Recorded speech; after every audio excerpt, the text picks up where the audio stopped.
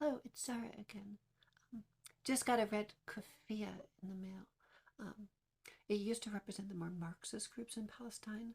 Um, I'm half Jewish, pretty much atheist. I've always sort of been supportive of Palestinian rights, just having read a lot of history. But whatever. I'm mainly going to be doing voice practice today. Um, so it's the same one I've been doing recently. And a lot of people do say that doing practice online like this is a great way to get a more consistent voice. Although I think a lot of that is just this more casual talking. But I like with reading because I can sort of hyper focus and get some interesting sounds that I can incorporate back. So here's Elaine from The Graduate again. Well, nothing is perfect, Benjamin.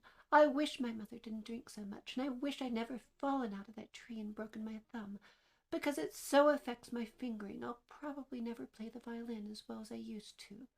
But that's about it for the bullshit, Benjamin. It's only bullshit if you let it pile up. Heaven's in the details. Someone said that. I think Robert Frost said that.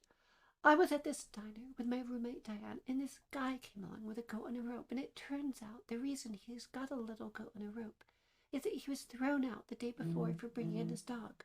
But the point is that Diane had stood up to leave, and when she saw the man walk in, and she sat straight down again and said, well, if there's a goat, I think I'll have dessert. And that's why I love Diane, because if you think like that, you not only notice more little goats, you get more dessert. I'm also going to do a practice with Gwendolyn Fairfax from The Importance of Being Earnest. Oh, it is strange he never mentioned to me that he had a ward. How secretive of him. He grows more interesting hourly. I'm not sure, however, that the news inspires me with feelings of unmixed delight. I'm very fond of you, Cecily. I've liked you ever since I met you.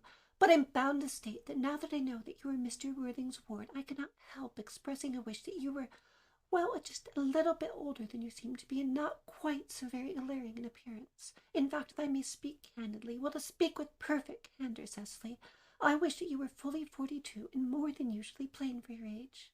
Ernest has a strong, upright nature. He is the very soul of truth and honor. Disloyalty would be as impossible to him as deception. But even men of the noblest possible moral character are extremely susceptible to the influence of the physical charms of others.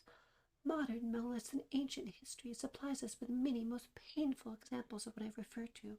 If it were not so, indeed, history would be quite unreadable. So those practices are in a little bit of a higher voice.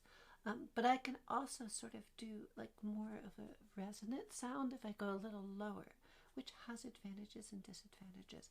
I don't know.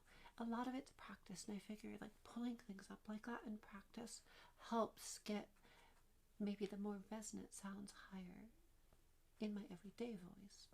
But we will see.